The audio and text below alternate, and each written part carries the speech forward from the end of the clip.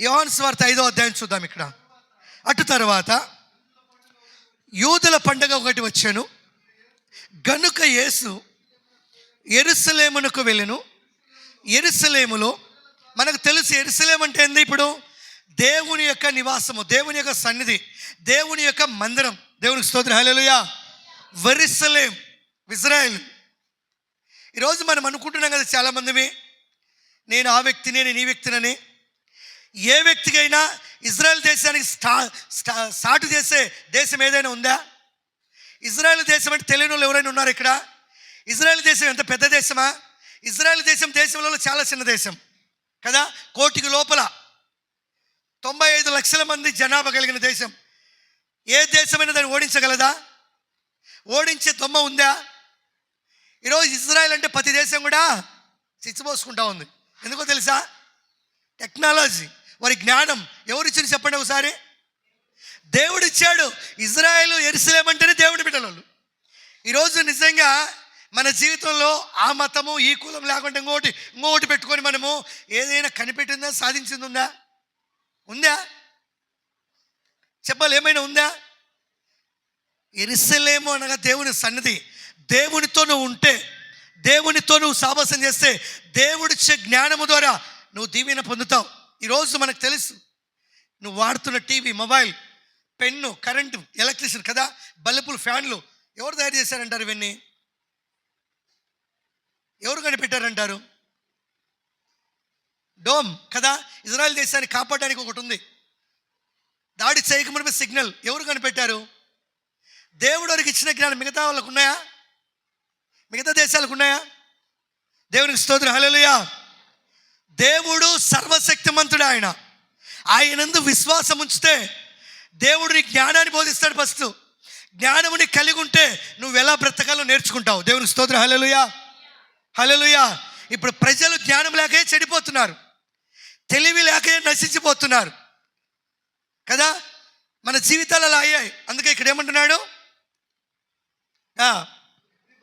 ఎబ్రీ భాషలో బెతెస్దా అనబడు ఒక కోనేరు కలదు, దానికి 5 మండపములు కలవు. ఆయా సమయములలో నీళ్లు కదిలించట కలదు. నీరు కదిలింపబడినప్పుడు మొదట ఎవడు దిగునో కదా. జాగ్రత్తగా వినండి. దేవుడు నిన్ను నన్ను సృజించాడు. నిన్ను నన్ను దేవుడు మట్టిని తీసుకొని బొమ్మను చేసి జీవరాశులు మనకు జీవను ఊదాడు. మనుషుడు నరుడయ్యాడు, జీవాత్మయుడు మనిషి. ఈయన సజీవుడు. అయితే నీ లోపల అవయవములు ఎన్నున్నాయన్ని దేవుడు అమర్చాడు. ఈ మందు డాక్టర్లుగా లేకపోవచ్చు, కానీ దేవుని దగ్గర ఉందని మనం గుర్తెరగాలి. దేవుని స్తోత్రం. దేవుడు ఏమైనా చేయగలనని గుర్తెరగాలి. హల్లెలూయా. అందుకే ఆయా సమయములలో ఆ కోనేటిలో దేవదూత ఎప్పుడొచ్చి నీళ్లు కదిలించుతుందో, యేసుక్రీస్తు రాక మునుపు ఎట్టు వ్యాధి, ఏ వ్యాధి అయినా పర్వాలే, క్యాన్సర్ అయినా, పక్షిగత రోగమైనా, హెచ్ఐవి అయినా, ఇంకా డేంజర్ అయినా, ఎలాంటి రోగాలైనా సరే దేవదూత ఎప్పుడైతే ఆ కోనేటిలోకి దిగుతుందో, ఎవడైతే ముందుగా ఆ నీళ్ళలోకి దిగుతాడో ఆ వ్యక్తి ఏమవుతాడంట? ఏమవుతాడంట? స్వస్థపరుస్తబడతాడు. దేవుని స్తోత్రం, హల్లెలూయా. శుద్ధుడవుతాడు, స్వస్థపరుస్తాడు. అక్కడ దేవుడు వచ్చి నీకు ట్రీట్మెంట్ ఇవ్వడు. దేవుని మహిమ అక్కడ ఉంది కనుక, దేవుని మహిమ నీ మీదకి వచ్చినప్పుడు నువ్వు తప్పకుండా స్వస్థపరచబోతావు. అయితే ఇక్కడ ఒకటి ఉంది, అనేకులు స్వస్థపడుతున్నారు, కానీ ఒక వ్యక్తి మాత్రం ఉన్నాడు ఇక్కడ. ఆ వ్యక్తి ఎంతకాలం ఉన్నాడు? 38 ఏళ్ళ నుంచి ఉన్నాడు అక్కడ. ఎన్ని ఏళ్ళ నుంచి చెప్పండి? మనం నిజంగా ఈరోజు ఇక్కడికి వచ్చామనుకోండి, ఈరోజు నీకు తలనొప్పి ఏదో తగ్గలేదనుకో, రేపు పోయి సిగ్గులేక అంతరాలు కట్టిస్తాం మన దగ్గరికి పోయి స్వామి అని. స్వామి అంటే ఎవడో సిగ్గులేడు. స్వామి అంటే ఎవరు? పనికిరానోడని. పోరా స్వామి అంటే కొట్లాడితే ఏమంటాం మనమని? ఇప్పుడు కొట్లాడేమనుకో ఒక మనిషితో, నువ్వు పోరా స్వామి అంటాం. కానీ నువ్వు నమ్మిన ఆ తాయిత గడిచిన ఆ మనిషి దగ్గరికి పోయేమంటావు? స్వామి ఇది బాధ్యాపోదంటావు. స్వామి అంటే ఏమని? స్వామి అంటే ఏమని? శాతగానోడని. దేవునికి స్తోత్రం, హల్లెలూయా. మన జీవితాలు అలాగుంటాయి. ఆడకాలేదనుకో ఇంకొక చోటికి పోతాం, ఆడకాలేదనుకో ఇంకొక చోటికి పోతాం. ఆ లోపల పోయి ఉంటుంది నీ యొక్క జీవితం. తిరగడంలోనే నీ ఇల్లు నష్టపోయి ఉంటావు, నీ యొక్క కదా, ఆరోగ్య హెల్త్ పరంగా కూడా నువ్వు దెబ్బతిని ఉంటావు. దేవుడు సజీవుడు, దేవుడు గొప్పవాడు. మనలో ఉంది నువ్వు సరిచేసుకోవటం. అందుకే అక్కడ ఒక రోగి ఎంతకాలం నుంచి ఉన్నాడంట? 38 ఏళ్ళు. యేసుక్రీస్తు రాలేదు. 38 ఏళ్ళు అంటే ఇంకేముంది? సగం జీవితం. దేవునికి స్తోత్రం, హల్లెలూయా. యవ్వన దశ అయిపోయింది. 38 ఏళ్ళ నుంచి ఆ వ్యక్తి అక్కడే పడి ఉన్నాడు. అతడు నడవలేడు. అతన్ని తీసుకెళ్ళడానికి తన స్నేహితులు ఎవరు, బంధువులు ఎవరు లేరు. లేకపోగా అతడు నిరీక్షణతో కనిపెట్టుకున్నాడు. అతని యొక్క విశ్వాసమును చూసి, అతని యొక్క నిరీక్షణను చూసి యేసుక్రీస్తే అక్కడికి వచ్చాడు. చప్పటి కొడదాం ఒకసారి, హల్లెలూయా. ఎవరి దిగి వచ్చారు? ఎవరి దిగి వచ్చారు? ఆయన నమ్మితే ఆయన నీకు సహాయం చేస్తాడు. ఆయన నువ్వు విశ్వాసం ఉంచితే చివరి స్టేజ్లోనే నీ దేవుడు బతికిస్తాడు. దేవునికి స్తోత్రం, హల్లెలూయా, హల్లెలూయా. ఇక్కడికి వస్తున్న వాళ్ళు మీకు తెలుసా, సామాన్యులు కాదు. అక్కడ ఒక ముస్లిం సామాన్య, నువ్వు ఒకసారి లేమ్మా. నీకేం చెప్పారు డాక్టర్లు? క్యాన్సర్. ఎట్టుంది ఇప్పుడు? దేవుడు అద్భుతం చేశాడు. కూర్చో. దేవునికి స్తోత్రం, హల్లెలూయా, హల్లెలూయా, హల్లెలూయా. నువ్వు ఒకసారి లేమ్మా. ఏమో శెట్టి గారు, నీకేం జబ్బు ఉన్నది అమ్మా? గొంతు క్యాన్సర్. యశోద హాస్పిటల్. దేవుడు అద్భుతం చేశాడు, హల్లెలూయా. ఇక్కడ ఆయన ఉన్నాడు. ఆయనకు 2 కిడ్నీలు ఫెయిల్. 25 లక్షలు అడిగిన భాగ్యాల అక్కడ ఆయన శెట్టి గారు. ఆయన దేవుడు అద్భుతం చేశాడు. అక్కడ ఇంకొక ఆయన ఉన్నాడు. ఆయనకు యశోద, ఏలూరు, పాండిచర్లు ఎక్కడ తిరిగినా కూడా పాస్ వస్తే నరం కట్ అయిపోయింది. అన్న గిద్దరులలో జాబ్ చేసేటప్పుడు కూడా కవర్ కట్టుకొని తిరిగేవాడు. పాస్ అక్కడే. ఈరోజు ఎట్లుంది అన్న? ఎలా ఉంది? దేవుడు అద్భుతం చేశాడు. దేవుని స్తోత్రం, హల్లెలూయా. ఇలా చూస్తే వీళ్ళంతా ఎన్నున్నాయి తెలుసు? ఎంతమంది ఉన్నారు తెలుసా ఇక్కడ? దేవుడు చేసే కార్యాలు ఎలాగుంటాయి తెలుసా? ఎలాగుంటాయి? మనం ఏం చెప్తాం? ప్రార్థన చేయడానికి రాదంట. ఏం చేయడానికి రాదు? తిట్టడానికి వస్తుంది కదా, విచ్చలవిడిగా తిరగడానికి వస్తుంది, తప్పుడు పనులు చేయడానికి వస్తుంది. ప్రార్థన చేయడానికి మనకు రాదు. అక్కడ అయ్య కూడా ఎన్నుకోలో కూర్చోడు, ఆ కిటికీ దగ్గర, దేవనగరం సింగరయ్య. ఆయనైతే ఇక లేదు, లాస్ట్ స్టేజీ. ఆయన మిషన్లో అక్కడ వేసేశారు, చచ్చిపోయే స్టేజీ. లోపల కూడా టెంట్ పడదని చెప్పాడు. ఇప్పుడు సుమారుగా ఎన్ని నెలలు అయింది? 4 సంవత్సరాలు టెంట్ పడలేదు. దేవుడు బాగా చేశాడు. దేవనగరం. దేవునికి స్తోత్రం, హల్లెలూయా. ఈ విధంగా చూస్తే దేవుడు చేసే కార్యాలు సామాన్యంగా, అందుకే నేను అంత గట్టిగా మాట్లాడేది. ఎందుకంటే ఆ వ్యక్తి ఎప్పుడైతే 38 ఏళ్ళు యేసుక్రీస్తు కొరకు కనిపెట్టుకున్నాడో దేవుడు ఆయన దగ్గరకు వచ్చాడు. దేవునికి స్తోత్రం, హల్లెలూయా. దేవుడు ఆయన దగ్గరకు వచ్చి నువ్వు నడవకూర్చున్నావా అని అడిగాడు కదా. ఒక వ్యక్తిని దేవుడు వచ్చి, దేవుని రూపంలో దేవుడు వచ్చి నీకు ఈ కార్యం చేశానంటే ఏమంటాం మనం? అంటున్నాడు, అవునయ్యా నేను నడవకూరాలనుకుంటున్నాను, కానీ నన్ను తీసుకెళ్ళేవారు ఆ కోనేటిలోకి ఎవరు లేరు. నేను పోయే లోపల నాకంటే కదా హుషారుగా ఉన్న వాళ్ళు పడి స్వస్థపడి వెళ్ళిపోతున్నారు. అతని విశ్వాసం చూసి యేసుక్రీస్తు ఒకటే అన్నాడు కదా. ఏమన్నాడు? నీ పరుపును ఎత్తుకొని నువ్వు లేచి నడవు. చప్పటి కొడదాం ఒకసారి. నడిచాడా అలాగే ఉన్నాడా? నడిచాడా అలాగే ఉన్నాడా? దేవునికి స్తోత్రం, హల్లెలూయా. దేవుడు మాటలో ఏముంది? శక్తి ఉంది. మామూలు శక్తి కాదు. దాని యందు మనం విశ్వాసం ఉంచాం. దాని యందు విశ్వాసం ఉంచాలి. దేవునిది విశ్వాసం ఉంచిన ఎవడు చెడిపోడు. ఎవడైనా దేవుని నమ్మి చెడిపోయాడు, లాస్ అయిపోయాడు అన్నాడా? లేడు. ఆ ఇంట్లో క్షేమము, మంచి ఆరోగ్యము, సమాధానం ఉంటుంది భార్య పిల్లలకి. దేవునికి స్తోత్రం, హల్లెలూయా. అందుకే మన జీవితంలో ఎందుకు ఈ మాట చెప్పానంటే, మనము ఏదో ఒక 2 గంటలు ఇక్కడ కూర్చొని కదా, దేవుడు ఏం పరీక్షిస్తాడు? విశ్వాసం పరీక్షిస్తాడు. దేన్ని పరీక్షిస్తాడు? విశ్వాసం. నువ్వు నమ్ముచున్నావా అంటాడు మొదటి మాట. హల్లెలూయా. నువ్వు నమ్మితే ఆయన మహిమను చూస్తావు. అలా కాకుండా నమ్మకం లేకుండా ఎంతకాలం మందిరానికి వచ్చినా మన విశ్వాసం వ్యర్థమే. అందుకే దేవుడు నీ విశ్వాసమే నిన్ను స్వస్థపరిచింది అంటాడు. హల్లెలూయా. దేవుడు యందు నువ్వు విశ్వాసం ఉంచితే, నువ్వు ధైర్యం కలిగి అడిగేస్తే నీలో ఉన్న సర్వ రోగమును కూడా దేవుడు తీసేస్తాడు. దేవునికి స్తోత్రం, హల్లెలూయా. అందుకే బైబిల్లో నుంచి కొన్ని మాటలు మనం చూద్దాం. ప్రియమైన దేవుని బిడ్డలారా, కొన్ని మాటలు బైబిల్లో నుంచి మనము రాకటలో సంభవించేటువంటి సంఘటనలు ఈ మధ్య వాక్యం మనము ధ్యానిస్తూ వస్తున్నాం. కొన్ని మాటలు మనం చూద్దాం.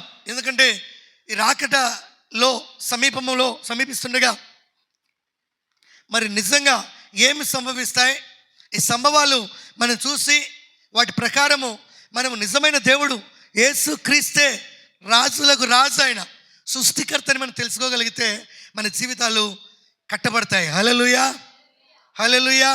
అందుకే చూద్దాం, చూడండి కొన్ని మాటలు. ప్రకటన గ్రంథం మనం చూద్దాం. ప్రకటన గ్రంథం 13వ అధ్యాయము 1-2 వచనాలు మాత్రం చూద్దాం.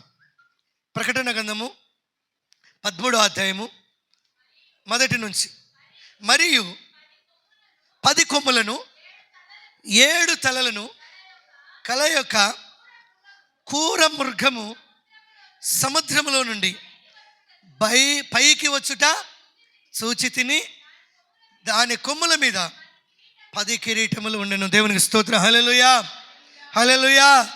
ఇక్కడ అపోస్తలుడైనటువంటి యోహాను గారు నిజంగా దేవుని యొక్క దాసుడు, దైవజనుడు, దేవుని యొక్క సేవకుడు అపోస్తలులు గారు. అయితే దేవుడైనటువంటి ప్రభు అయిన యేసు క్రీస్తు పరిశుద్ధ ఆత్మదేవుడు వీళ్ళను పిలిచి సంభవించబోయే వాటిని గురించి, భవిష్యత్తును గురించి, కాలజ్ఞానం, జరిగేది జరగబోయే దానిని బట్టి ఆయన ఆత్మను కొనిపోయినప్పుడు ఆయనతో ఇక్కడ దేవుడు, పరిశుద్ధాత్మదేవుడు మాట్లాడుతున్నాడు. రాకటలో ఏం జరగబోతా ఉందంటే కదా, ఈ రాజ్యాలు ఉండవు, ఈ రాజులు ఉండవు, ఇవన్నీ కూడా పోయి ఎంతమంది వస్తారంట? ఒక మృగము అంటే సాతాను, లూసిఫర్ కదా, ఘట సర్పం ఒక మాట అంటే ఎక్కడి నుంచి పుడుతుందంట అది? అమ్మ ఎక్కడి నుంచి పుడుతుందంట? ఎక్కడి నుంచి పుడుతుందంట? సముద్రం. అది చెప్పాలి మీరు. దేవునికి స్తోత్రం. హల్లెలూయా. అది ఎక్కడి నుంచి లేస్తుంది? సముద్రంలోంచి లేస్తుంది. సముద్రం అంటే ఏమనుకుంటున్నాం మనం? లోకము, జనములు. సముద్రం అంటే లోకం, ప్రపంచం కదా. మరి నిజంగా దానిలోని జనాల కిందకి వస్తుంది. అయితే అక్కడ నుంచి ఏమి లేచిందంట అమ్మ? ఏం లేచింది? ఎన్ని తలలు? 7 తలలు. ఎన్ని కొమ్ములు? 10 కొమ్ములు. ఆ 10 కొమ్ములకి ఏమున్నాయి? 10 కిరీటాలు ఉన్నాయి. అర్థమైందా? మృగము అంటే మనం అనుకుంటాం ఏదో కాదు, కానీ సంభవించబోయే 2వ రాకటలో ముందు కలగబోయేటువంటి లూసిఫర్ అనే సాతాను. ఆ సాతాను గాడి నుంచి ఎక్కడి నుంచి పుడతాడంటే సముద్రంలో నుంచి వస్తాడంట. హల్లెలూయా. ఈ సముద్రంలో నుంచి వచ్చేటప్పుడు ఆయనకి ఎన్ని కొమ్ములు ఉన్నాయి? 10 కొమ్ములు ఉన్నాయి. తలలు ఎన్ని ఉన్నాయి? 7 తలలు ఉన్నాయి. కిరీటాలు ఎన్ని ఉన్నాయి? 10 కిరీటాలు ఉన్నాయి. ఈ 10 కిరీటాలు 10 మంది రాజులకు సూచనగా ఉంటాయి. దేవునికి స్తోత్రం. హల్లెలూయా. నిజంగా ప్రియమైన దేవుని బిడ్డలారా, ఈ యొక్క సంభవము ఎప్పుడు సంభవిస్తుందంటే నిజంగా ఇవన్నీ కూడా మనకు స్టార్ట్ అయ్యాయి, జరగబోతున్నాయి, జరుగుతాయి. అందుకే మనము ప్రతి ఒక్క మాట కూడా మనం తెలుసుకోవాలి, వాటిని గ్రహించాలి. ఆ మాట ప్రకారము మనం ఎప్పుడైతే జ్ఞానం కలిగి జీవిస్తామో మరి రాకటలో సంభవించబోయే వాటిని మనము గుర్తిరిగి మనం కట్టబడతాం. ఎందుకంటే మనం తెలియక వాటికి నమస్కరించి వాటికి సాగిలపడి వారే దేవుడని మనం మొక్కుట వలన మన భక్తి ఏమవుతుందంటే నిష్ప్రయోజనం అవుతుంది. దేవునికి స్తోత్రం. హల్లెలూయా. అంటే ఎవడొస్తాడు? లూసిఫర్ వస్తాడు. లూసిఫర్ ఎవరు? క్రీస్తుకు విరోధి. ఈరోజు వాడు ఏమని వస్తాడు? నేనే రాజునని వస్తాడు కదా, నాదే రాజ్యం అంటాడు. వాడు యుద్ధం చేస్తాడు. యుద్ధం చేసినప్పుడు యుద్ధంలో వాడు పరిశుద్ధులను కదా హతం చేస్తాడు. కానీ దేవుడని వాడు నిరూపించుకుంటాడు. హల్లెలూయా. అయితే బలహీనుల లోకం కూడా ఏం చేస్తుందంటే వాళ్ళంటి వానికి సాగిల పడుతుంది. అలాంటి వానికి ఏమవుతుంది? ఈయనే మెస్సయ్య, ఈయనే రాజు, ఈయనే అధికారం కలిగిన వాడని. అందుకే యేసుక్రీస్తుకు ముందుగా సముద్రంలో నుంచి కదా ఏమొస్తుందంట? అది ఎలాంటి మృగం అంట? క్రూర మృగం. అది క్రూరమైందంటే మనుషులను హాని కలిగిస్తుంది, మనుషులను చంపుతుంది కదా, యుద్ధాలు చేస్తుంది, ఏమైనా చేయగలదు. దాని పేరు ఏం పేరు? క్రూర మృగం. హల్లెలూయా. యేసుక్రీస్తు కాదు. దానికి 7 తలలు ఉన్నాయి, 10 కొమ్ములు ఉన్నాయి, 10 కిరీటాలు ఉన్నాయి. 10 కిరీటాలు ఉన్నాయి. అది ఎక్కడి నుంచి వస్తుందంటే సముద్రంలో నుంచి పుడుతుందంట. హల్లెలూయా, హల్లెలూయా. దానికి కూడా భూమి మీద అధికారం ఇవ్వబడింది. దానికి కూడా ఏమి ఇవ్వబడింది? అధికారం ఇవ్వబడింది. ఈరోజు నేను ఉదాహరణ ఒక మాట చెప్పాను. చాలామంది ఒక వారం చర్చికి వస్తారు, బాగా కాలేదంటే వాళ్ళు ఎక్కడుంటారో కూడా, హాస్పిటల్కి వెళ్తే పర్వాలేదు, ఏ మాంత్రికుల దగ్గరికి వెళ్ళి పాపం చేస్తారో కూడా తెలియదు, విగ్రహాలకు ఎక్కడ వాళ్ళు దాసులు అవుతారో కూడా తెలియదు. హల్లెలూయా కదా. ఇలాంటి వారు రేపు వాటికి నమస్కరిస్తారు, వాటినే దేవుడని కూడా మొక్కుతారు. అసలు ఉంది బైబిల్లో. చూద్దాం, చూడండి ఇంకా కింది మాట మనం దానియేలు గ్రంథంలో చూద్దాం. దానియేలు గ్రంథం చూద్దాం. దానియేలు గ్రంథము 7వ అధ్యాయం చూద్దాం.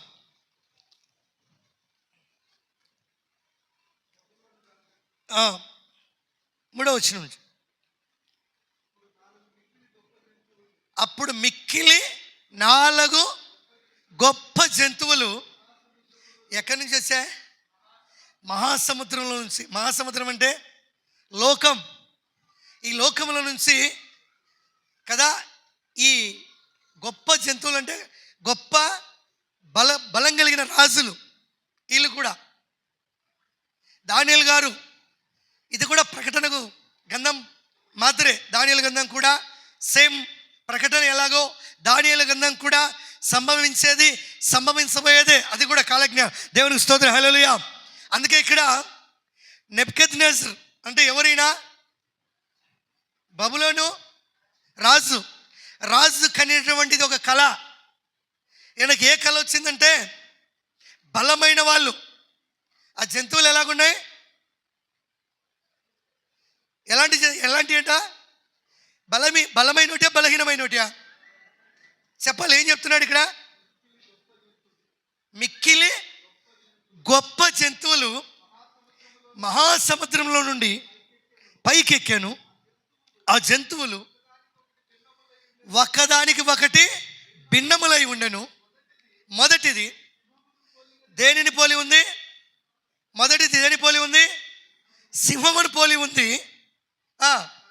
కానీ రెక్కలు ఉండెను. నేను చూచుచుండగా దాని రెక్కలు తీయబడినాయి గనుక మనిషిని వలె అది పాదములు పెట్టుకొని నేలపైన, కానీ రెక్కలు ఉన్నాయి కానీ పక్షి కాదు. అది రెక్కలు ఉన్నాయి కానీ పక్షి కాదు. సింహం లెక్క ఉంది కానీ సింహం కాదు. కానీ అది ఎలా ఉందంటే భిన్నమైనటువంటి సింహం అనగా ఒక బలమైన జంతువ. అంటే జంతువు అంటే జంతువు కాదు, బలమైనటువంటి రాజు. దేవుని స్తోత్రం, హల్లెలూయా. దానికి ఏమున్నాయి? రెక్కలు ఉన్నాయి ఎగరడానికి కదా. కానీ అది పక్షి కాదు. అది మనుషుల యొక్క పాదముల వంటి పాదాలు ఉన్నాయి. ఇంకా కింద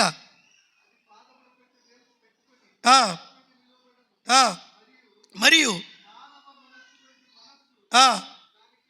దానికి ఏ మనసు ఇవ్వబడింది? మనుషులకు ఉన్నటువంటి మనస్సు కదా. దానికి ఇవ్వబడిను. రెండవ జంతువు ఈ వెలుగు బంటిని పోలి ఉన్నది. పండుకొని 3 పక్కటి ఎముకలను పట్టుకొని కొందరు లెమ్ము విస్తారముగా మాంసము భక్షించమని అటు టిమ్మట మరి ఒక జంతువును చూసి తిని దాని ఈపున పక్షి రెక్కల వంటి 4 రెక్కలు ఉండెను. దానికి ఏమి ఇవ్వబడింది? ఆధిపత్యం ఇవ్వబడింది. అంటే ఈ 4 కూడా జంతువులు లేసాయి. ఈ 4 కూడా ఒకదానికి ఒకటి భిన్నముగా ఉన్నాయి. ఒక్కొక్కటి కదా ఒక్కొక్క పోలి ఉన్నాయి. అయితే ఇక్కడ 4 రాజులు ఉంటున్నారు. ఈ యొక్క మనిషి కదా ఎవరు అంటే ఈ యొక్క పులిని పోలినటువంటి వ్యక్తి కదా.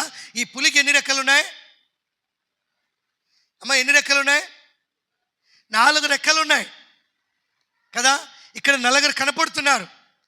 ఈ నలుగురు కూడా మరి రాజ్య పరిపాలనకు ఒకరికి మించి ఒకరు శక్తిని పోలినటువంటి వారుగాను మనం చూస్తున్నాం. అయితే ప్రియమైన దేవుని బిడ్డలారా, ఇక్కడ మనం చూసినట్లయితే మనము ఈ మనుషులు ఎవరో మనం చూద్దాం. చూడండి, ఈ యొక్క నలుగురు కూడా ఇర్మియా గ్రంథంలో మనం చూద్దాం. ఇర్మియా 57వ అధ్యాయము 20వ వచనం కూడా మనం చూద్దాం. 57:20 వచనం, 57వ అధ్యాయము 20వ వచనం. యెషయా గ్రంథం 57:20.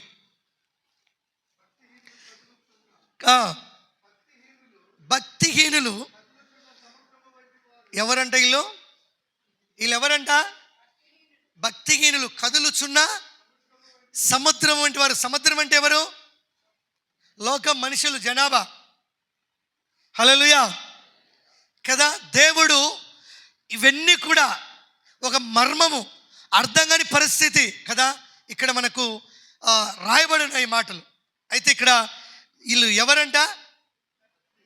వీళ్ళు భక్తిహీనులు, భక్తి కలిగిన వాళ్ళు కాదు. కదులుచున్న సముద్రము అంటివారు. ఈ కదిలి వస్తారు. రేపు ఎక్కడికి వస్తారు?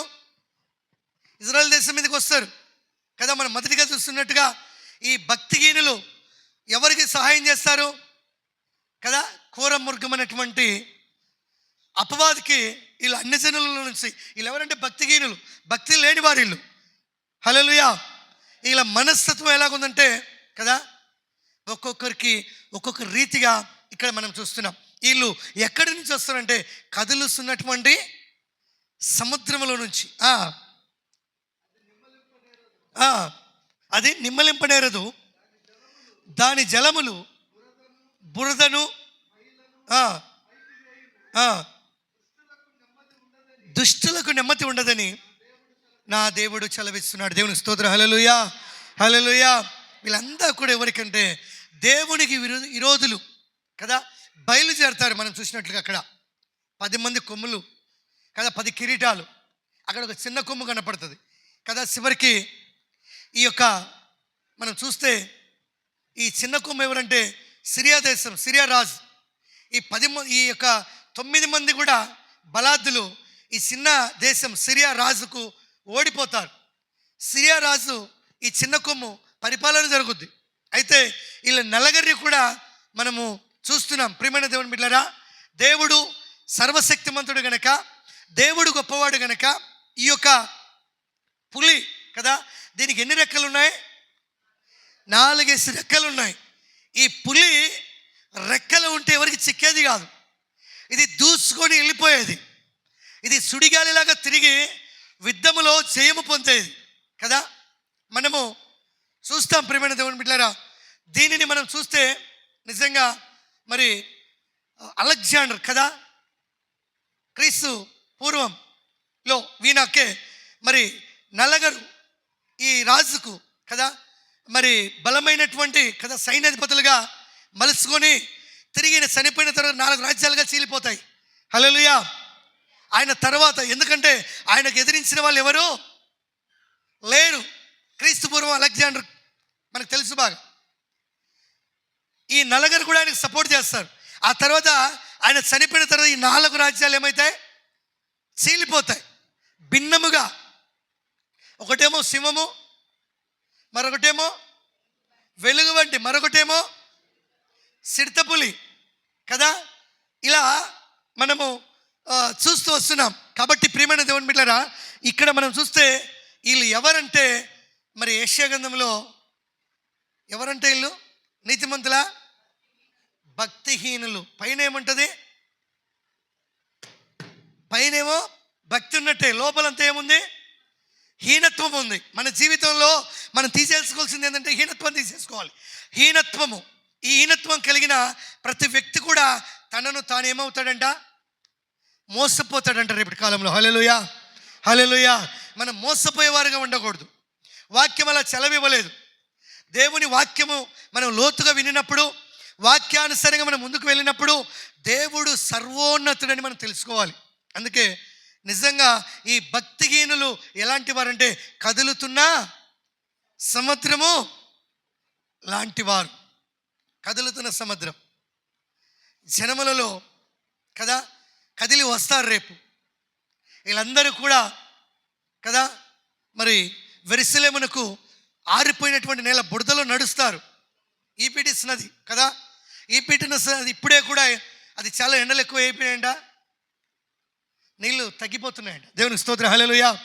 అది చివరికి జరగాలి వాక్యానుసారంగా. వాక్యం ఆ ఈపిటిస్ నది బైబిల్లో ఉంది కాబట్టి, ఆ ఈపిటిస్ నది ఎప్పుడైతే కదా ఇప్పటికి నీటి శాతం తగ్గుతూ వస్తూ ఉందో, చివరికి దాని గుండా ఇజ్రాయెల్లో ఏం జరుగుతుందంటే యుద్ధాలు జరుగుతాయి. హల్లెలూయా.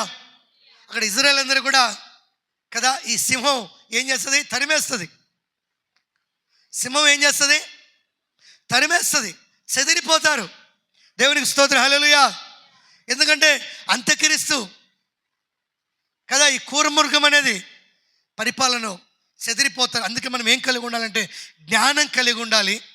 దేవుని వాక్యం ఎక్కడెక్కడ రాయబడి ఉన్నదో, సముద్రం అంటే ఏంటి, సముద్రం నీళ్ళు అంటే ఏంటో, సముద్రం నుంచి ఏమొస్తుందో, ఆ సముద్రం నుంచి వచ్చేటువంటి ఆ మృగాలు ఏమై ఉన్నాయో మనం తెలుసుకోగలిగి లోతుకు వెళ్ళగలిగితే బైబిల్లో ఉన్నటువంటి రహస్యం, ఈ మర్మమును, ఈ ప్రత్యక్షతను మనం తెలుసుకోగలుగుతాం. దేవుని స్తోత్రం, హల్లెలూయా.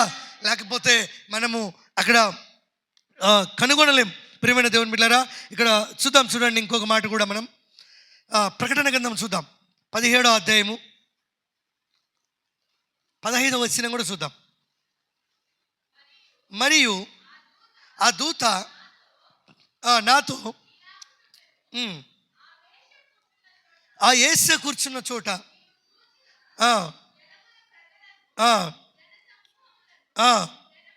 జనములను సూచించును కదా. యేసు అంటే ఎవరు? ఏ దేశం? బబులోను యొక్క సామ్రాజ్యం. హల్లెలూయా కదా.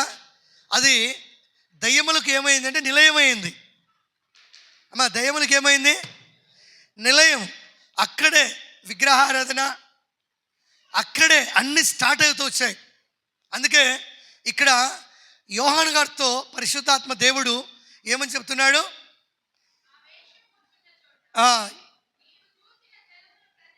కదా, ఆ యేసు కూర్చున్న చోట నీవు చూసిన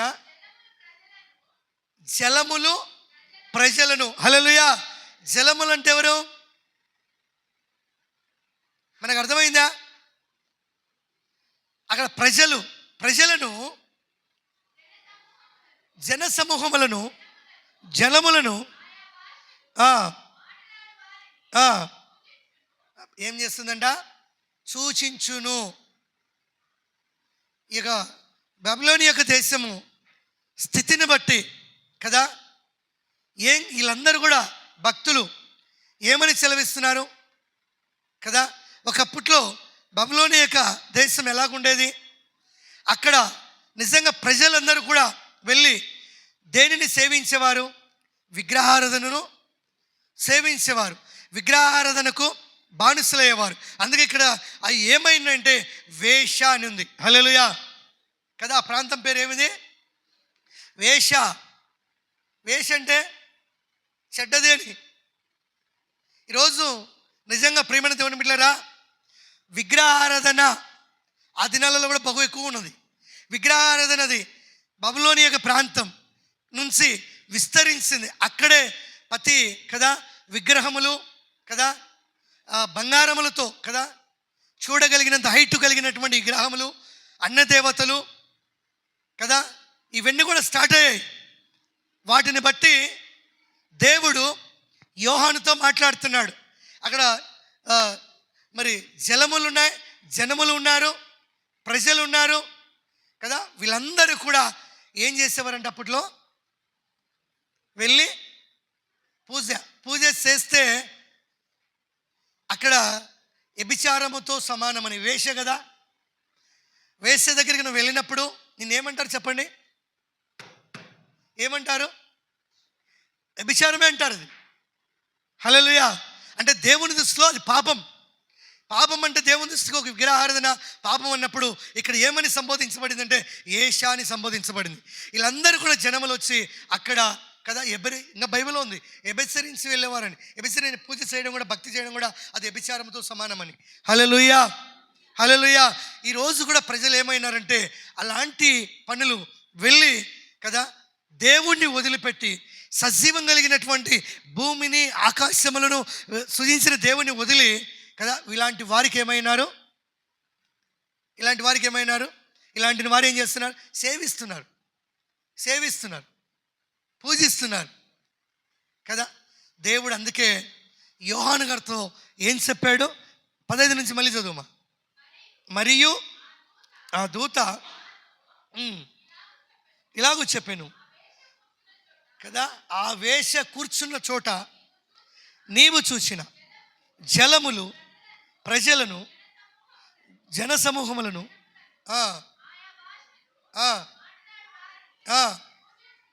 సూచించును. నీవు ఆ 10 కొమ్ములు, ఇక్కడ అర్థమైందా మనకి ఎన్ని కొమ్ములు? ఈ 10 కొమ్ములు ఎక్కడొచ్చాయి? సముద్రంలో నుంచి 13వ అధ్యాయంలో వచ్చాయి మొదటిగా మనం. హల్లెలూయా.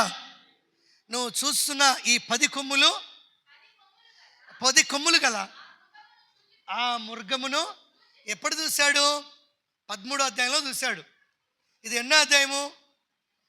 17వ అధ్యాయం 15వ వచనం. నువ్వు చూచితివి కదా ఆ మృగము, చూచితివే వారు కదా. మృగము పేరు, దాని పేరు ఏం పేరంట?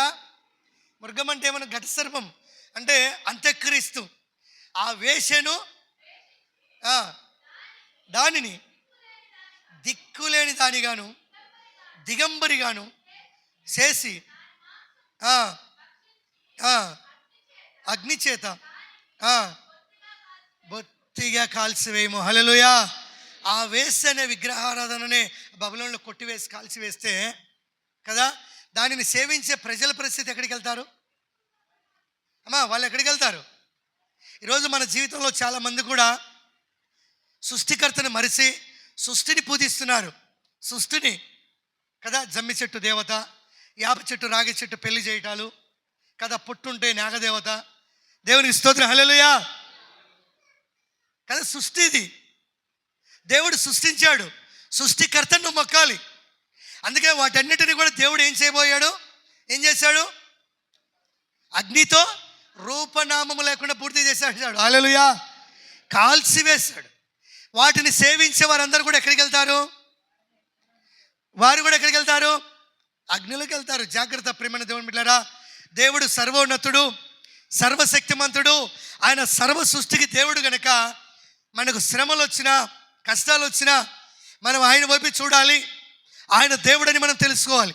అందుకే ఇక్కడ 10 కొమ్ములు గల కదా మృగమును నువ్వు చూసి ఆ వేషను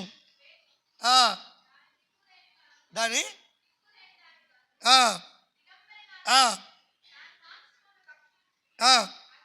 అగ్ని చేత దానిని బొత్తిగా కాల్చివేద్దు. హల్లెలూయా.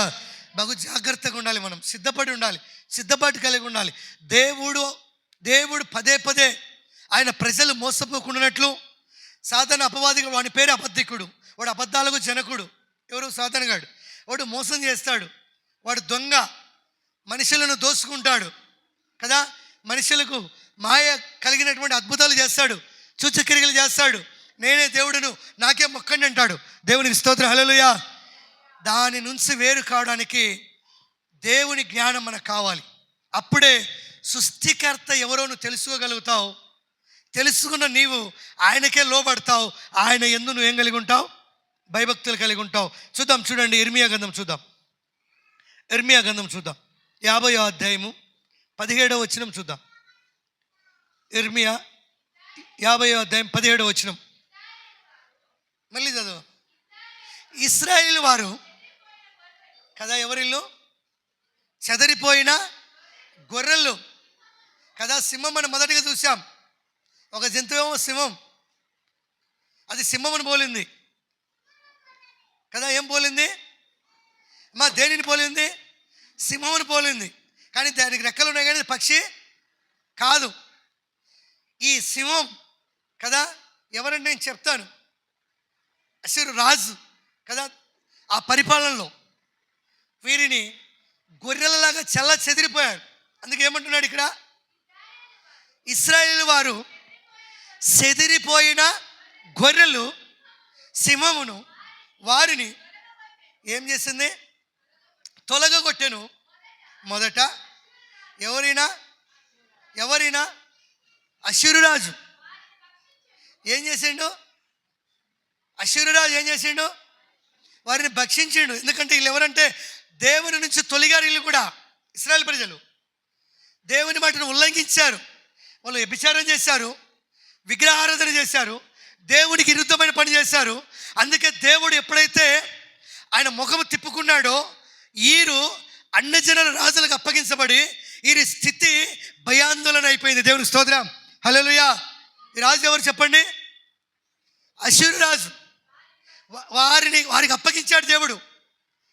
ఈ సింహం అష్షూరు రాజు ఎవరంటే రెక్కలున్నాయి కానీ ఆయన పక్షి కాదు, సింహం పోలికి ఉన్నాడు కానీ సింహం కాదు. ఆయన మనిషిని పాదములు పోలి ఉన్నాడు, మంచి విధేయత కలిగి ఉన్నాడు. ఈ యొక్క వ్యక్తి ఎవరంటే మొదటిది సింహముగా మనం చూసాం. హల్లెలూయా. మనం బైబిల్ చాలా లోతుకు వెళ్ళాలి, ప్రార్థన కలిగి ఉండాలి, లోతైనటువంటి సత్యమైన మాటలు మనం తెలుసుకోవాలి. అప్పుడే మనము రాబోతున్నటువంటి అంత్యక్రీస్తు చేతిలో నుంచి మనము మోసపోకుండా విడిపించబడతాం. హల్లెలూయా. ఇశ్రాయేల్ ప్రజలు గొర్రెల్లాగా ఏమైపోయారు, ఈరోజు కూడా అలాగే ఉన్నారు. క్రైస్తవులు అన్నవారు ఎటు వెళ్తే అటు వెళ్ళిపోతున్నారు.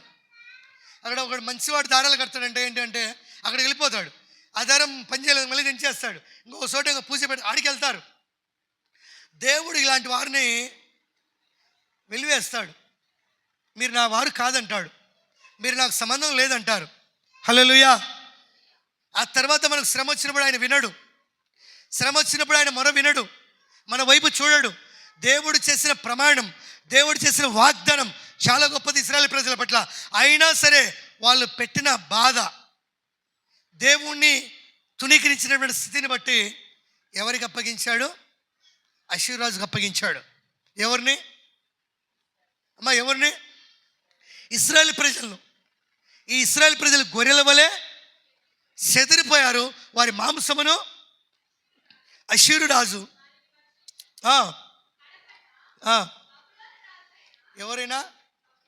ఎవరు మళ్ళీ చదువుమా. కడపట బబులోను రాజు అయిన ఈ నెబుకద్నెజరు వారి ఎముకలను నలగగొట్టెను. హల్లెలూయా. అష్షూరు కదా, ఈయనెవరు, అష్షూరు రాజు. ఈయనెవరు, బబులోను రాజు. ఇశ్రాయేల్ ప్రజలు ఇద్దరు కలిసి కూడా ఏం చేశారు, దేవుడు అప్పగించాడు. వారి ఇష్టం వచ్చినట్టుగా వాడుకున్నారు. ఆయనేమో వారి మాంసమే భక్షించాడు కదా, ఈయనేమో వారి ఎముకలను నల్లగొట్టాడు. ఎవరి ఎముకలను, ఇశ్రాయేల్ ప్రజలే. ఎవరి మాంసమును, ఇశ్రాయేల్ ప్రజల మాంసమే ఆహారముగా ఇచ్చాడు సింహానికి. సింహం అంటే సింహం కాదు, గొర్రెలు అంటే గొర్రెలు కాదు. దేవునికి స్తోత్రం, హల్లెలూయా. ఆ స్థితి దేవుడు అప్పగించాడు. బహు జాగ్రత్త కలిగి మనము దేవుని వాక్యానికి విధేయత కలిగి మనం వెళ్ళకపోతే మన స్థితి కూడా అంతే రేపు సంభవించే దినాలలో. హల్లెలూయా, హల్లెలూయా. ఇక్కడ మనం ఏం చూస్తున్నామంటే ఒక కూర్మర్గమును చూస్తున్నాం, 4 రాజులను చూస్తున్నాం కదా. మనము ఒక 4 రాజ్యాలను మనం చూస్తూ వస్తున్నాం. రాకటలో ఎలా సంభవించబోతుందో. కాబట్టి ఎవరు ఎలాంటి వారు పరిపాలిస్తారు, ఇలా పరిపాలనలో ఏముంది చెప్పండి. ఈ యొక్క బబులోను యొక్క రాజు ఏం చేశాడు, వారి ఎముకలను నలగొడితే అష్షూరు రాజు ఏం చేశాడు, వారి యొక్క మాంసమును తినేశాడు, వారిని చెదరగొట్టేశాడు. అంటే ఇప్పుడు విజయము వీరి మీదకి వచ్చింది. దేవుని మీద పిల్లలు ఓటమి పాలైపోయారు. దేవుని స్తోత్రం, హల్లెలూయా. ఎందుకు వారు ఓటమి పాలైపోయారంటే సృష్టికర్తను మరచి దేవుణ్ణి విసర్జించి వారు కూడా వేషతో సావాసాలు చేశారు. హల్లెలూయా. అన్య భాషలు అన్య జనులని ఇక్కడ చెప్పాడు ప్రకటన గ్రంథంలో. అన్య భాషలు మాట్లాడేవాళ్ళంటే ఈ లోకంలో ఏ భాషలు మాట్లాడే వాళ్ళందరూ కూడా వెళ్ళి వేషతో కదా సావాసం చేశారు. దానిని కాల్చేశాడు దేవుడు. వారిలో వీరు కూడా ఉన్నారు. అందుకే వారి ఎముకలలో కొట్టబడి. అందుకే మనము ఈ దినాలలో, ఆ దినాలలో ఇశ్రాయేల్ ప్రజలు అనుకుంటే ఈ దినాలలో క్రైస్తవులు కూడా పేరేమో క్రైస్తవులే, చేసే పనులేమో దేవునికి అవిష్టమైన పనులు చేస్తున్నారు. ఎందుకంటే దేవుడు మనం కరుణించడు. రేపు బాధ వచ్చినప్పుడు నువ్వు ఏడ్చినా నువ్వెవరో నాకు తెలియదు అంటాడు. నీ ఏడుపు ఆయన చోటు. ఎందుకంటే ఆయన సృష్టికర్త అని బైబిల్ చెప్తా ఉంది. బైబిల్ సత్యం. బైబిల్ వాక్యము ఏదైనా గతించదగిన వాక్యం గతించిపోదు, నెరవేర్పది. హల్లెలూయా. పిల్లలు పెద్దలు ప్రతి ఒక్కరు సత్యం తెలుసుకోవాలి. సత్యం అంటే యేసుక్రీస్తే. ఆయన మాటలోనే సత్యం ఉంది. ఆయన వెరగాలి, ఆయన నమ్మాలి, ఆయన దేవుడని మొక్కాలి. నమ్మి చూడండి. ఒకలాగా నాలాగా నేను కూడా ఎన్నో శ్రమలు పడ్డాను, ఎన్నో కష్టాలు పడ్డాను, నలగొట్టబడ్డాను కదా. అసలు మంచంలో 3-4 ఏళ్ళు పడిపోయాను, కానీ దేవుడిని మర్చిపోలేదు నేను. దేవుని స్తోత్రం. ఆ దేవుడే తిరిగి నన్ను బ్రతికించాడు. దేవుని స్తోత్రం. హల్లెలూయా. ఆ దేవుడే తిరిగి నన్ను లేపాడు. ఆపత్తి మొక్కలొద్దు, ఆపత్తికి ప్రార్థన చేయకూడదు. ఆయన దేవుడు సృష్టికర్తను నమ్మాలి, ఆయన ఎందు విశ్వాసం ఉంచాలి. అందుకే లేని ఎడల దేవుడు ఆయన హస్తమును కదా తిప్పుకుంటాడు. అప్పుడు నువ్వు ఎవరికి అప్పగించబడతావు కదా. ఆ నీళ్ళల్లో వచ్చిన నలగరు ఎవరు? వాళ్ళు ఎవరని రాయబడింది? కాదు వాళ్ళల్లో ఎలాంటి అపవిత్రం పడిన వాళ్ళు.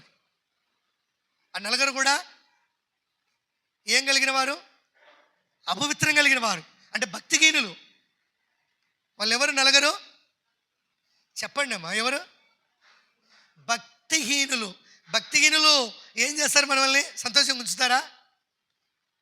ఏమైనా చేస్తారు, తినేస్తారు. హల్లెలూయా, హల్లెలూయా. లోకంలో అదే జరగబోతుంది. దేవునికి స్తోత్రం. హల్లెలూయా. భక్తి కలిగిన వ్యక్తి నిన్ను రక్షిస్తాడు, భక్తిహీనుడు నిన్ను ముంచేస్తాడు.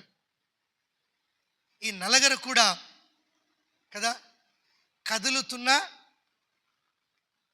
నీళ్ళ సముద్రం లాంటి వారు, కదులుతున్న నీళ్ళు సముద్రం అలాంటి వారు. ఈ నలుగురు భక్తిహీనులు. ఎవరు? మొదట ఎవరు? ఏ రాజు? అంటారు, చెప్పండి. ఏదో మీరు చెప్పారు, తర్వాత నేనే చెప్తా. దేవునికి స్తోత్రం. హల్లెలూయా, హల్లెలూయా. మీకు ఎంత చెప్పినా కూడా ఎలాగుంటుందంటే కదా, కొన్ని స్టోరీలు చెప్పాలి, స్వస్థతల గురించి, ఇంకోటి గురించి. దేవునికి స్తోత్రం. హల్లెలూయా. అందుకే నిజంగా మనము ప్రతి మాట కూడా బహు జాగ్రత్తగా వినాలి. అందుకే ఏమన్నాడు చూడము అక్కడ ఇంకా కింద. కావున యెహోవా ఇలాగూ సెలవిచ్చి ఉన్నాడు, అష్షూరు రాజును నేను దండించినట్లు బబులోను రాజు అతని దేశమును దండించేదను. హల్లెలూయా కదా. ప్రజలు మాట వినకపోయినా దేవుని కనికరము, కటాక్షం ఇక్కడ మనం చూస్తున్నాం. నీవు నేను కూడా దేవునిని విడవకూడదు. దేవుని విడిస్తే కదా, మనము ఇక్కడ చెప్పాడు బబులోను ఏంటంటే యేసుతో సమానం అన్నాడు కదా. మనం వెళ్ళటం వలన దేవుని దృష్టిలో పాపము చేసిన వారం. హల్లెలూయా. వేశ్యతో సావాసం చేసినట్లు. అందుకే ఇక్కడ అంటారు చూడండి, యెహెజ్కేలు గ్రంథం చూద్దాం త్వరగా. యెహెజ్కేలు గ్రంథం 17వ అధ్యాయము 3వ వచనం. నానా విధములకు విచిత్ర వర్ణములు కల రెక్కలను, ఈకెలను, పొడుగైన పెద్ద రెక్కలు గల ఒక గొప్ప పక్షిరాజు లెబానోను పర్వతమునకు వచ్చి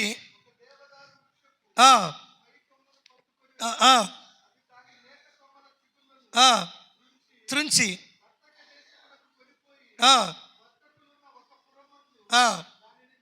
దానిని నాటను, మరియు అది దేశపు విత్తనములలో కొన్ని తీసుకొని పోయి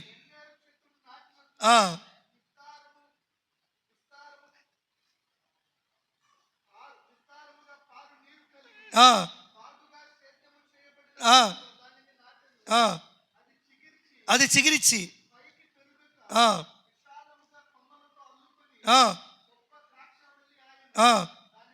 దాని కొమ్మలు అల్లుకొనుచుండెను, దాని వేర్లు కిందికి తండుచుండెను. అలాగున ఆ ద్రాక్ష చెట్టు వర్ధిల్లి రెమ్మలు వేషను. దేవునికి స్తోత్రం, హల్లెలూయా. ఇక్కడ కదా ఈ యొక్క పక్షి ఈకలు వచ్చాయి. ఎవరు? ఇంతగా విస్తరించినటువంటి, ఇంత పేరు పొందినటువంటి రాజు ఎవరు కదా? బబులోనే. అతని రాజ్యం విస్తరించింది, సర్వ సంపదలు తొలతూగింది. ఇక్కడ హెజ్కేలు కూడా అదే చెప్తున్నాడు. 12వ వచనం చూద్దాం. అక్కడ 12వ వచనం, తిరుగుబాటు చేయి వీరితో ఇట్లనము. అది మనకు చాలామందికి పాస్టర్లుగా ఉంటాం, వాక్యం విన్నవారుగా ఉంటాం, కానీ నేను ఆ మాట చదివకుండా మీకు బబులోన్ అంటే, బబులోన్ రాజు అంటే తెలియదు మీకు. ఇంత బలమైన రాజ్యం ఏదంటే బబులోన్ రాజ్యమే.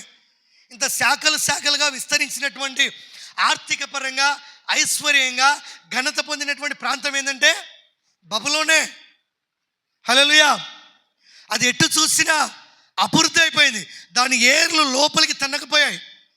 ఆ తోట పంటలు బహుగా విస్తరించిపోయాయి. అది ఎటు చూసినా దూసుకొని పోతా ఉంది. బబులోని యొక్క రాజు బహుగా పరిపాలిస్తున్నాడు. అందుకే ఇక్కడ క్లారిటీగా ఏమన్నాడు హెజ్కేలు?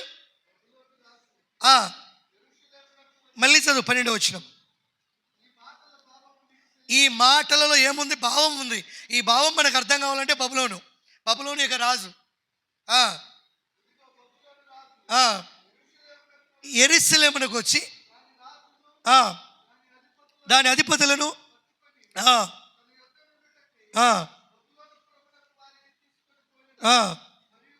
మరియు అతడు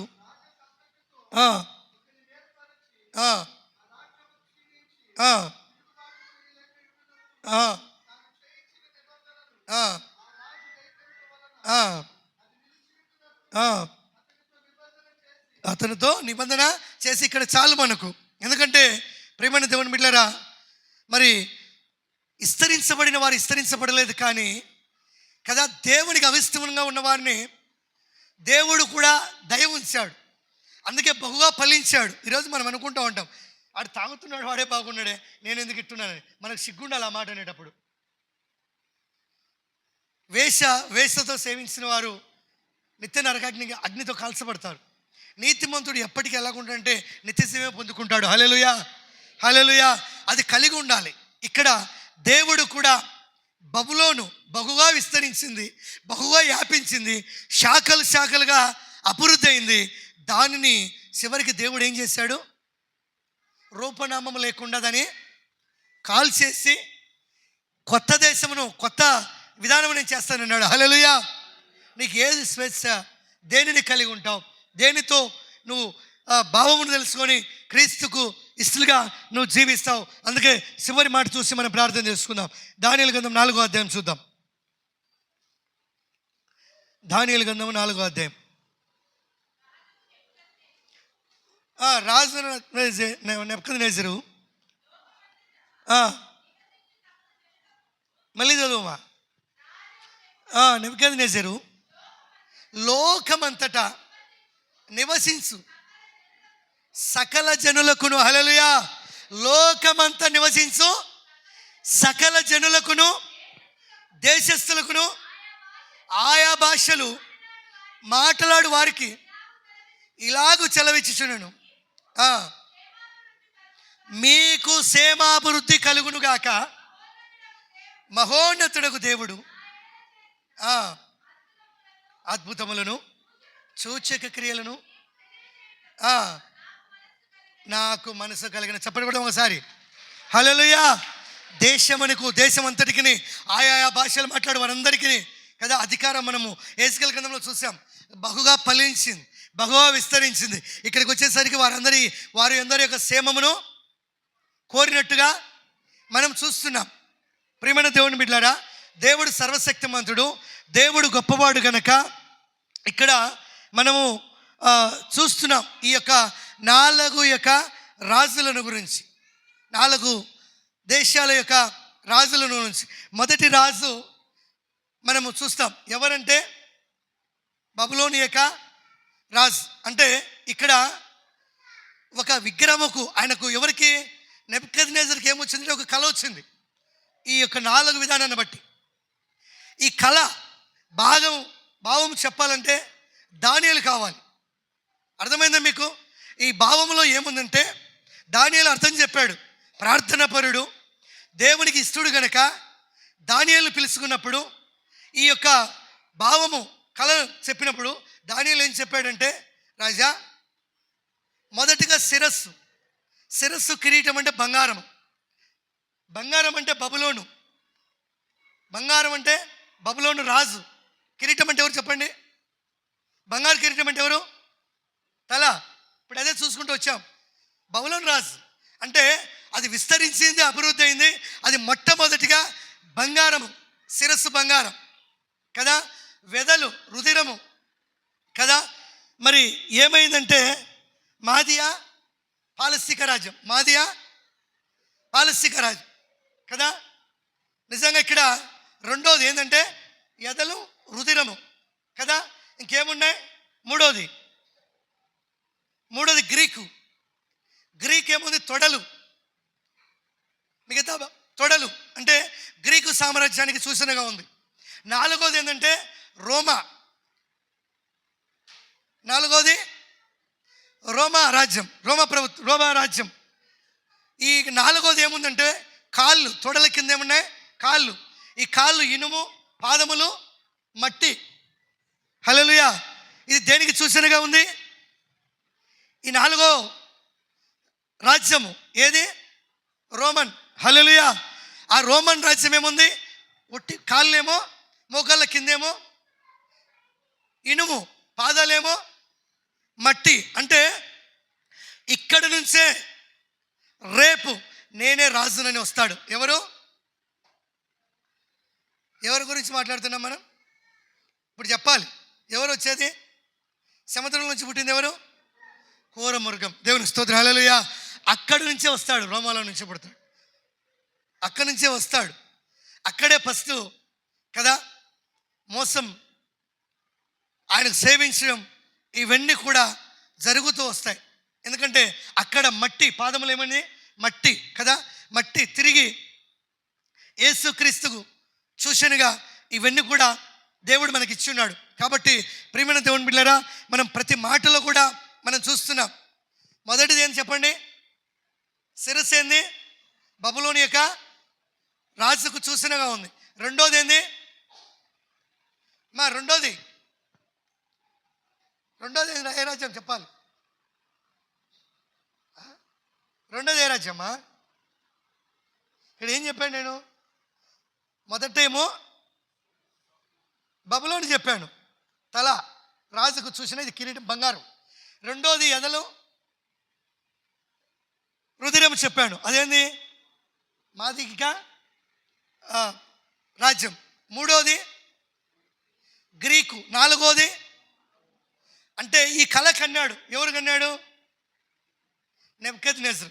ఈ కళ భాగాలు అన్నీ విడిగా 4 రాజ్యాల గురించి ఎవరు చెప్పారు? దానియేలు. దేవునికి స్తోత్రం. హల్లెలూయా. చెప్పినప్పుడు ఈ కళ భాగానికి ఇక్కడ బబులోను రాజు కూడా వారి పైన ఏం చూపాడు? దయ చూపినట్టుగా మనం చూస్తున్నాం. కాబట్టి ఈ యొక్క ప్రియమైన దేవుని బిడ్డలారా, దేవుడు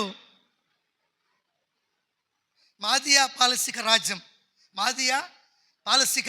రాజ్యం రెండోది. హల్లెలూయా.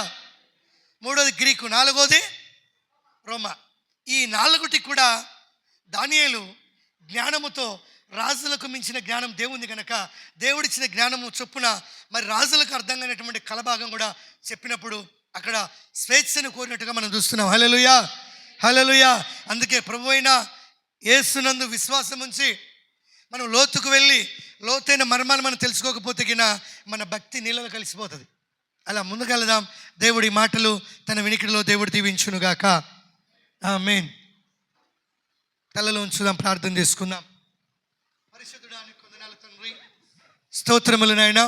సకల ఆశీర్వాదములకు, దీవెనలకు కారణభూతుడా నా ప్రియ పరలోకపు తండ్రి, నీ నామమును బట్టి నీకు మహిమ చెల్లిస్తున్నాం. ఎత్తబడిన ఈ మాటలు మా హృదయంలో నీరు కట్టి ఫలింప చేయమని యేసు నామములో అడుగుచున్నాం తండ్రి. ఆమేన్.